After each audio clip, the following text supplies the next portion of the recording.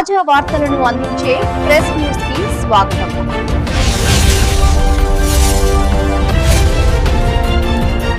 Bulletin లో ముందుగా headlines చూద్దాం.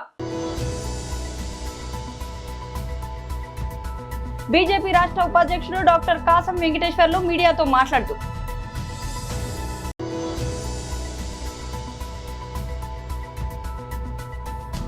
తెలంగాణ భవన్లో బీఆర్ఎస్ నాయకుల ప్రెస్ మీట్. వైఎస్ఆర్సీపీ ఎంప్లాయీస్ మరియు పెన్షనర్స్ వింగ్ రాష్ట్ర అధ్యక్షులు శ్రీ నలమారు చంద్రశేఖర్ రెడ్డి ప్రెస్ మీట్. కూటమి పాలనలో కొలువుల జాతర. TDP state organising secretary Nadendla Brahmam media సమావేశం. బీజేపీ బీఆర్ఎస్ పార్టీలకు కనీసం బాధ కూడా లేదు. కూనంనేని సాంబశివరావు. బీజేపీ రాష్ట్ర ఉపాధ్యక్షుడు డాక్టర్ కాసం వెంకటేశ్వర్లు మీడియాతో మాట్లాడుతూ మీడియా మిత్రులకు స్వాగతం. అట్లనే అందరికీ నమస్కారం. రాష్ట్రంలో రాజకీయ గందరగోళం, రాజకీయ అనిశ్చిత పరిస్థితి మొత్తం కూడా బీసీలే ప్రధానంగా కారకులైనటువంటి విషయం. దానికి కారణం కాంగ్రెస్ పార్టీ, రేవంత్ రెడ్డి సర్కార్. ముఖ్యంగా కామారెడ్డి అనేక సార్లు మాట్లాడుకున్నాం. అధికారంలోనికి వచ్చిన 100 రోజుల్లోనే బీసీ డిక్లరేషన్ అమలు పరుస్తాం. దాంట్లో ఉన్నటువంటి అన్ని విషయాలను కూడా 100 రోజుల్లోనే పూర్తి చేస్తాం.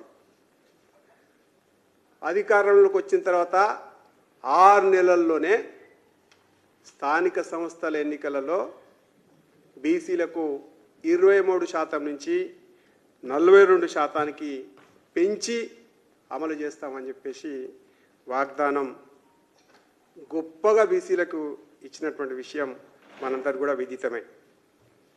అయితే ఇక్కడ మొన్న హైకోర్టులో కాంగ్రెస్ పార్టీ నాయకులు, మంత్రులు చేస్తున్నటువంటి నాటకాలు, డ్రామాలు సినిమా రంగాన్ని మించిపోయినట్టు కనపడతా ఉంది. సినిమా ఆర్టిస్టులు కూడా ఎప్పుడు ఆ రకమైనటువంటి డ్రామా చేయరు.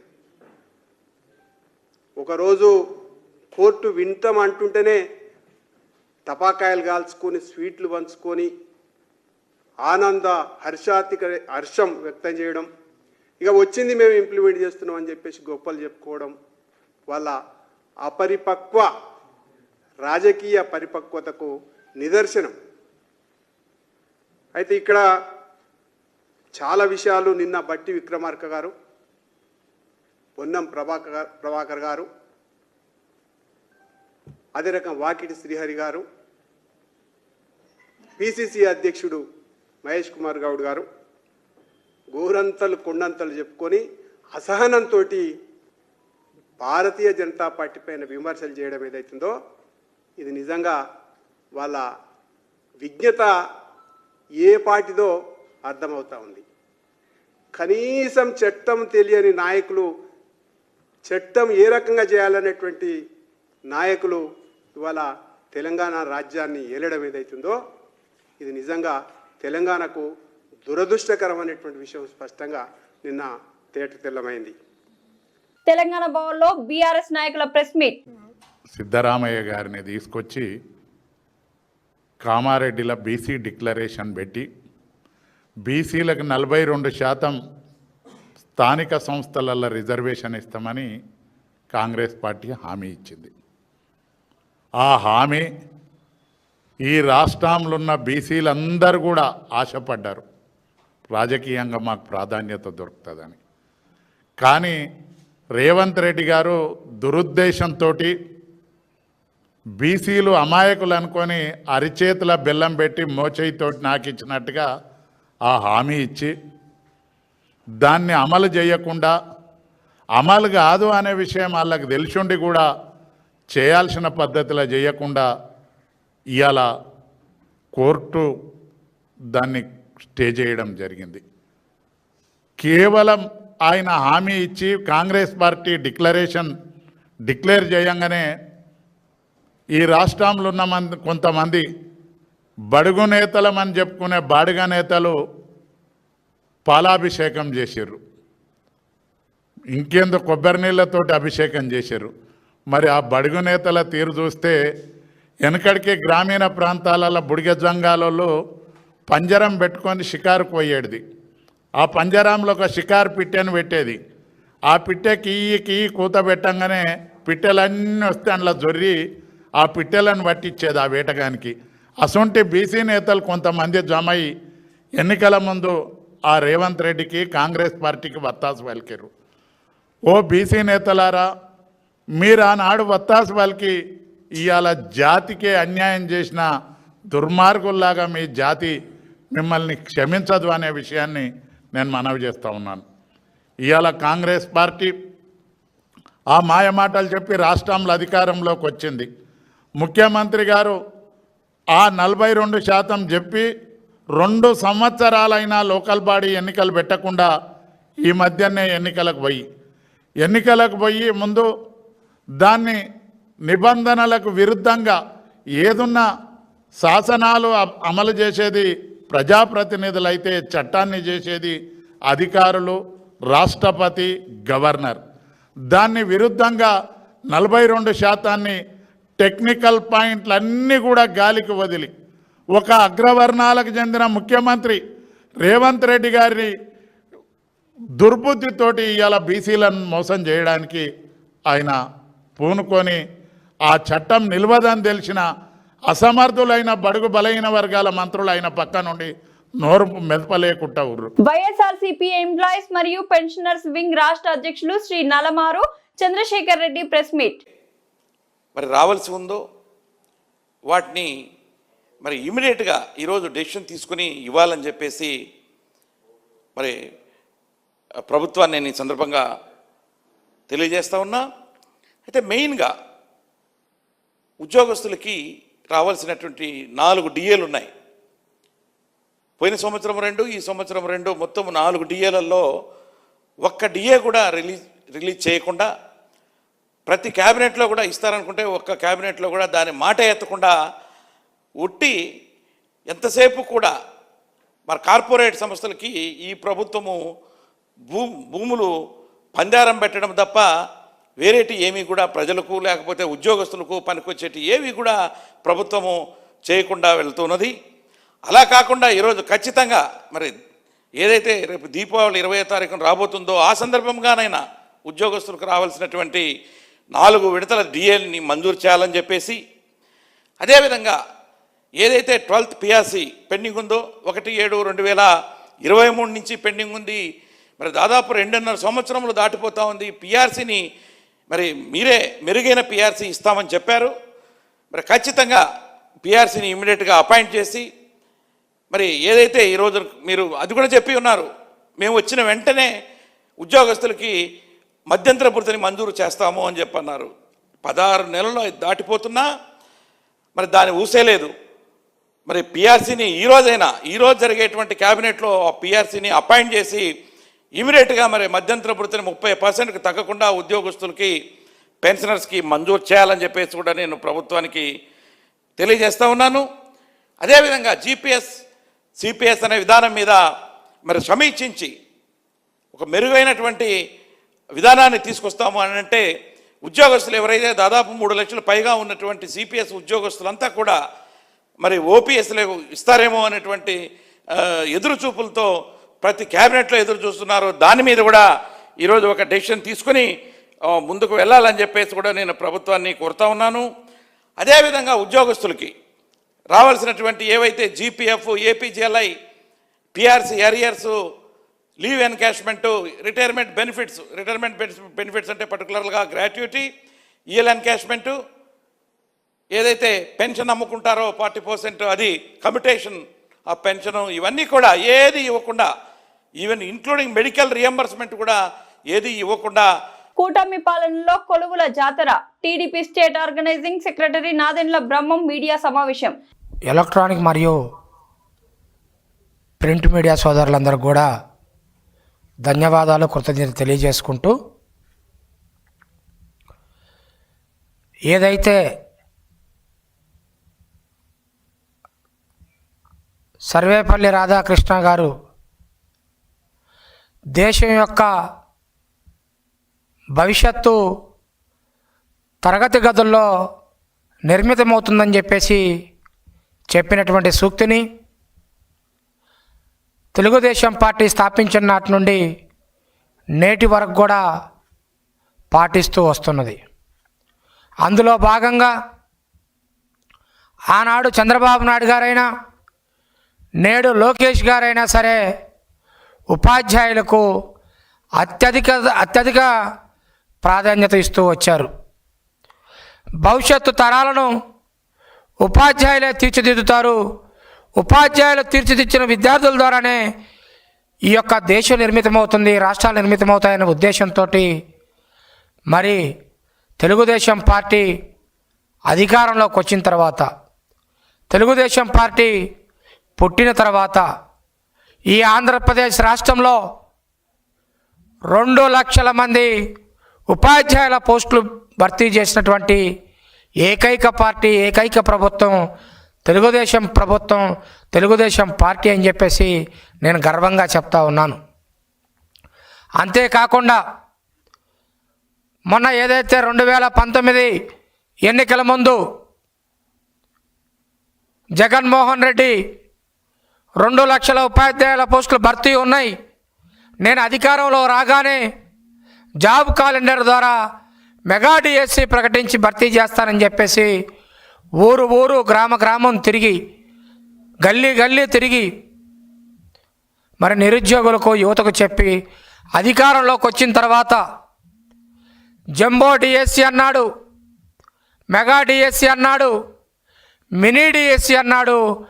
కానీ 5 సంవత్సరాల్లో ఒక్క డిఎస్సి కూడా ప్రకటించకుండా యువతని, విద్యార్థుల్ని మోసం చేసినటువంటి నాయకుడు జగన్మోహన్ రెడ్డి అయితే, బీసీ రిజర్వేషన్ల అంశంపై హైకోర్టు స్టే విధించినందుకు బీజేపీ, బీఆర్ఎస్ పార్టీలకు కనీసం బాధ కూడా లేదని సిపిఐ రాష్ట్ర కార్యదర్శి కూనంనేని సాంబశివరావు అన్నారు.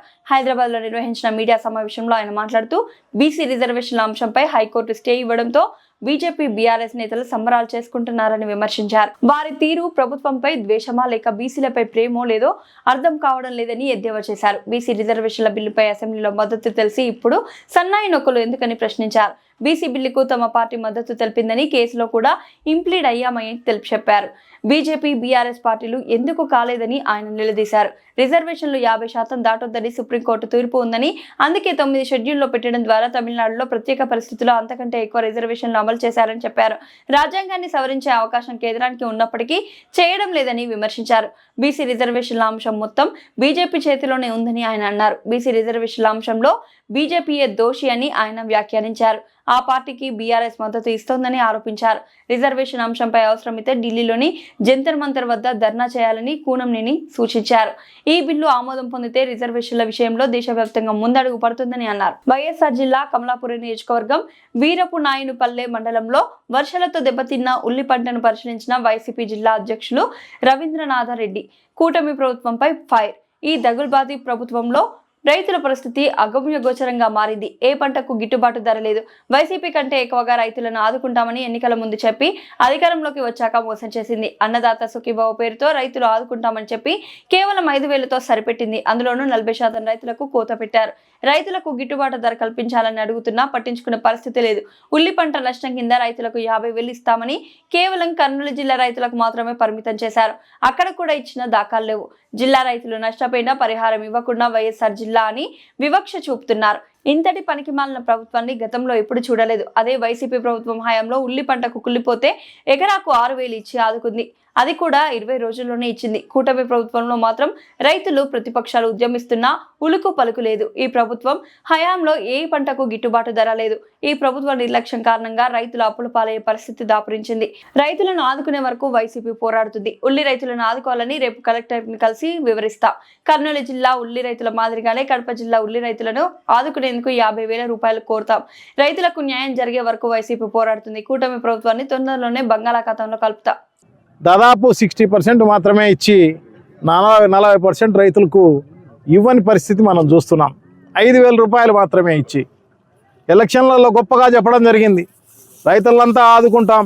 జగన్మోహన్ రెడ్డి గారు ఆ గతంలో ఏమేం చేశారో అవన్నీ కూడా మేము ఇస్తాం, దానికంటే మరీ ఎక్కువ ఇస్తాము అని చెప్పేసి గొప్పగా చెప్పి ఈరోజు రైతులను దారుణంగా మోసం చేసిన పరిస్థితి మనం చూస్తున్నాం. సో ఈరోజు చూస్తున్నాం. ఈరోజు ఉల్లికి సంబంధించి చూడండి, ఇది దాదాపు ఈ రాయలసీమ జిల్లాల్లోనే దాదాపు 70,000-80,000 హెక్టార్లు సాగున్న ఉల్లి ఈరోజు అడిగేవాళ్ళు లేని పరిస్థితి కనపడుతుంది. మేమైతే గతంలో దారుణంగా మేమంతా కూడా గత నా 5-6 నెలలుగా మేము పెద్ద ఎత్తున ఈ ప్రభుత్వాన్ని క్వశ్చన్ చేస్తున్నాం, పెద్ద ఎత్తున ఆందోళన చేస్తున్నాం. రైతులకు సంబంధించి మేలు చేయండి, గిట్టుబాటు ధర కల్పించండి, ఒకవేళ మార్కెట్లో మద్దతు ధర లేకపోతే మీరు మద్దతు ధర ఇచ్చి కొనుక్కోండి. గతంలో ప్రభుత్వాలన్నీ కూడా అలా చేయడం జరిగింది. సో మీరు కూడా గట్టిగా చేయండి అని చెప్పేసి మేమంతా డిమాండ్ చేయడం జరిగింది. కంటి తుడుపు చర్యగా 1,200 రూపాయలు ప్రకటించి ఏదో అరాకొరగా 4,000 క్వింటాల్లో 3,000 క్వింటాల్లో కొనుక్కొని చేతులు ఓటు చోరీకి పాల్పడిన బీజేపీ ప్రభుత్వం, బీజేపీ కనుసన్నలు నడుస్తున్న ఎన్నికల కమిషన్ తీరుపై దేశవ్యాప్తంగా నిరసనలు కొనసాగుతున్నాయి. రాహుల్ గాంధీ పిలుపుతో వరంగల్ జిల్లా కాజీపేట చౌరస్తాలో ఓటు చోరీ వ్యతిరేకంగా సంతకాల సేకరణ కార్యక్రమం ప్రారంభమైంది. ఈ కార్యక్రమంలో ముఖ్య అతిథులుగా వరంగల్ పశ్చిమ ఎమ్మెల్యే నాయని రాజేందర్ రెడ్డి, పార్లమెంట్ సభ్యురాలు కడియం కావ్య పాల్గొన్నారు. ఓటు హక్కు కోల్పోవడం అంటే ప్రజాస్వామ్యం కోల్పోవడమేనని వారు అన్నారు. బీజేపీ, బీఆర్ఎస్ పార్టీలు గత ఎన్నికల్లో ఓట్లను దొంగలించాయని తీవ్ర స్థాయిలో విమర్శించారు. కేంద్రంలో ఉన్న బీజేపీ ప్రభుత్వం ప్రజాస్వామ్యాన్ని అణగదొక్కే ప్రయత్నం చేస్తోందని, రాహుల్ గాంధీ గారు చేస్తున్న ఓటు చోరీకి వ్యతిరేక పోరాటానికి ప్రతి ఒక్కరూ మద్దతు ఇవ్వాలని పిలుపునిచ్చారు. ఈ కార్యక్రమంలో టీపీసీసీ ప్రధాన కార్యదర్శి ఈవి శ్రీనివాసరావు, పీసీసీ సభ్యులు బత్తిని శ్రీనివాసరావు, నేషనల్ కోఆర్డినేటర్ పులి అనిల్, మున్సిపల్ ఫ్లోర్ లీడర్ తోట వెంకటేశ్వర్లు, కార్పొరేటర్ జక్కుల రవి యాదవ్, విజయశ్రీ, రాజాలి, పలు కాంగ్రెస్ నాయకులు పాల్గొన్నారు. పక్కన కర్ణాటకలో ఈ ఓట్ చోరీ కార్యక్రమం అనేది ఎంత ప్రమాదకరమైనదంటే, ప్రజాస్వామ్యంలో మన ఓటు హక్కుని మనం కోల్పోతే సర్వం కోల్పోయినట్లు. ఇవాళ దొంగచాటుగా అధికారంలోకి రావటానికి ఈ బీజేపీ మరియు బీఆర్ఎస్ దానికి వంత పలుకుతుంటూ గతంలో ఓట్లను కూడా మనం చూసినాం. ఎంపీ ఎలక్షన్లప్పుడు మీరు ఏ బూత్ అయినా తీసుకోండి, నియోజకవర్గము లేకపోతే ఇంకేదో చెప్పంటే ప్రతి బూత్ లో ఎమ్మెల్యే ఎలక్షన్లప్పుడు కార్యకర్తలం, నాయకులం అందరం కూడా ముందుకు వెళ్లి బూతులలో ఉన్న బూత్ లిస్టు తీసుకొని, పార్టీ ఆఫీస్ నుంచి బూత్ లిస్ట్ ఇస్తారు, ఆ బూత్ లిస్టులలో తీసుకొని వీటిని మనం ముందు పెట్టుకొని విచారణ చేసుకుంటూ పోయి ఎక్కడెక్కడ తప్పుల్ని అవన్నీ ఎండగట్టి చూపిస్తేనే మనం రేపైనా మనం మనుగడ దక్కుతుంది. ప్రజాస్వామ్యంలో మనం నిలబడగలుగుతాం. మనం కేవలం ప్రజల అభిప్రాయం మేరకు ఓటు హక్కు ఉండాలని చెప్పి కోరుకునే వాళ్ళం కాంగ్రెస్ పార్టీ మాత్రమే. కానీ ఇలా బీజేపీ, బీఆర్ఎస్ వాళ్ళు మాత్రం ఎంతసేపు దోచుకున్న డబ్బుతోటి అడ్డదారిలో రావాలని ఇచ్చేస్తారు. నిన్న మరియు ఇంకా ప్రత్యేకంగా చూడాలంటే అసలు ఒక్కొక్కటి చెప్పుకుంటూ పోతే సమయం సరిపోదు. అన్ని దోకాబాద్ చేసి ఇవాళ వీళ్ళు దోచుకున్న డబ్బులతోటి ఓట్ చోరీలకు పాల్పడుతున్నారు. స్థానిక సంస్థల ఎన్నికల నామినేషన్ ప్రక్రియ నేటి నుంచే జిల్లా వ్యాప్తంగా ప్రారంభమైంది. ఈ సందర్భంగా మెదక్ జిల్లా కలెక్టర్, ఎన్నికల అధికారి రాహుల్ రాజ్ హవేలి గణపూర్ మండలంలో నామినేషన్ ప్రక్రియ పరిశీలించారు. రాష్ట్ర ఎన్నికల సంఘం మార్గదర్శకాల మేరకు నామినేషన్లు సజావుగా ఎలాంటి పొరపాట్లు లేకుండా స్వీకరించాలని అధికారులను ఆదేశించారు. హెల్ప్ డెస్క్ లో విధులు నిర్వహిస్తున్న సిబ్బందిని ఆర్ఓ, ఏఆర్ఓలను కలెక్టర్ స్వయంగా వివరించారు. జిల్లాలో మొత్తం 21 జెడ్పీటీసీ, 190 ఎంపీటీసీ స్థానాలకు నామినేషన్ ప్రక్రియ మొదలైందని తెలిపారు. మెదక్ రెవెన్యూ డివిజన్ పరిధిలోని 10 మండలాల్లో 3 రోజుల పాటు ఉదయం 10:30 నుండి సాయంత్రం 5 గంటల వరకు నామినేషన్లు స్వీకరించనున్నట్లు వెల్లడించారు. జిల్లాలో 5,23,327 మంది ఓటర్లు ఉన్నారని, ఎన్నికల్లో ప్రతి ఓటరు చైతన్యంగా తమ ఓటు హక్కును వినియోగించుకోవాలని, ఎలాంటి ప్రలోభాలకు లొంగకుండా ఉండాలని కలెక్టర్ విజ్ఞప్తి చేశారు. తర్వాత ఈవినింగ్ టైమ్స్లో మనము list of contesting candidates publish చేయడం జరుగుతుంది. మరి ఆ 15th అక్టోబర్ రోజు పబ్లిష్ చేసిన ఒక వారం తర్వాత అంటే 23rd అక్టోబర్ రోజు మనకి ఎంపీటీసీ జెడ్పీటీసీలకు సంబంధించిన పోల్ అనేది కూడా మనకు జరగడం జరుగుతుంది. సో ఇదంతా కూడా మొత్తం మనకి ఈ ఫస్ట్ ఫేజ్ ఎలక్షన్కి. సో సెకండ్ ఫేజ్ కూడా సిమిలర్గా మనకి 13th అక్టోబర్ రోజు స్టార్ట్ అవుతుంది. సో దానికి సంబంధించి 27th అక్టోబర్ రోజు ఎలక్షన్ పోల్ అనేది ఉంటుంది. మరి ఫస్ట్ ఫేజ్ సెకండ్ ఫేజ్ రెండుకి సంబంధించి కూడా కౌంటింగ్ అనేది మనకి 11th నవంబర్ రోజు మనకి కౌంటింగ్ ఉంటుంది. రెండు కలిపి ఒకటేసారి మనకి కౌంటింగ్ ఉంటుంది. మరి ఈ 2 ఫేజెస్లో సంబంధించి మెదక్ జిల్లా వ్యాప్తంగా చూసినట్లయితే టోటల్ ఓటర్స్ 5,23,327 మంది. సో 5,23,327 మంది ఓటర్స్ ఈ ఎలక్షన్లో మొత్తం పార్టిసిపేట్ కావడం జరుగుతుంది. మరి దీంట్లో మనం బ్రేకప్ చూసినట్టయితే మెన్ పురుషులు 2,51,532 మంది, అదేవిధంగా ఉమెన్ వచ్చేసి 2,71,787 మంది, ట్రాన్స్జెండర్స్ వచ్చేసి ఒక 8 మంది. అంటే మనం చూసినట్టయితే సుమారుగా 20,000 వరకు కూడా మహిళల ఓటర్లే మనకు పురుషుల కంటే కూడా అధికంగా ఉండడం జరుగుతూ ఉంది. మరి జిల్లా యంత్రాంగం తరఫున రాష్ట్ర ఎన్నికల సంఘం తరఫున కూడా మన మెదక్ జిల్లా ప్రజలకు అందరికీ కూడా విజ్ఞప్తి ఏంటంటే ప్రతి ఒక్కరు కూడా మీ ఓటు హక్కును వినియోగించుకోవాలి. కంపల్సరీగా మనం 100% ఓటింగ్ వచ్చే విధంగా సో మీ గ్రామాలకు కానివ్వండి, మీ మండలాలకు కానివ్వండి, ఎవరైతే మిమ్మల్ని పాలించాలనేసి అనుకుంటూ ఉంటారో మరి వాళ్ళందరికీ కూడా మంచిగా వ్యక్తులను మీరు ఎన్నుకోవడానికి ఇదే మంచి అవకాశం. సో కంపల్సరీగా పెద్ద ఎత్తున ప్రజాస్వామ్యాన్ని బలపరిచే విధంగా అందరూ కూడా ఈ ఓటింగ్లో పార్టిసిపేట్ అయ్యి. బులెటిన్ ముగించే ముందు హెడ్లైన్స్ మరోసారి. బీజేపీ రాష్ట్ర ఉపాధ్యక్షుడు డాక్టర్ కాసం వెంకటేశ్వర్లు మీడియాతో మాట్లాడుతూ